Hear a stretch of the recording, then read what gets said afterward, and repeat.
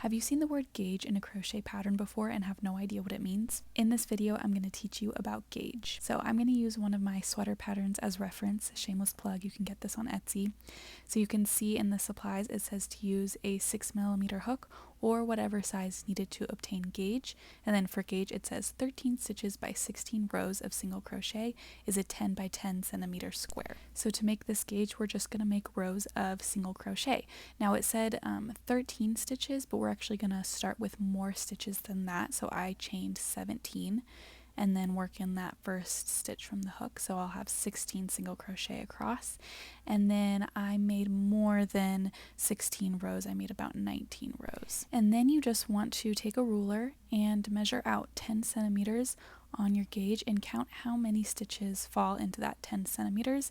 And then you can compare that with the gauge in the pattern and see if it matches up.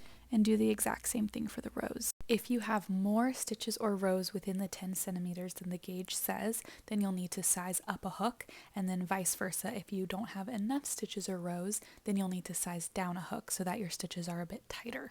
You also want to make sure to measure on multiple parts of your gauge to get an accurate reading. Now you might be wondering, what is the point of a gauge? Well, everyone has different tension when they crochet. Some people crochet looser, some tighter, and also all yarns are different. So when you're making a pattern, it's important that your gauge is similar to the pattern makers so that when you're following their pattern, you don't end up with a sweater that's a completely different size than you were anticipating.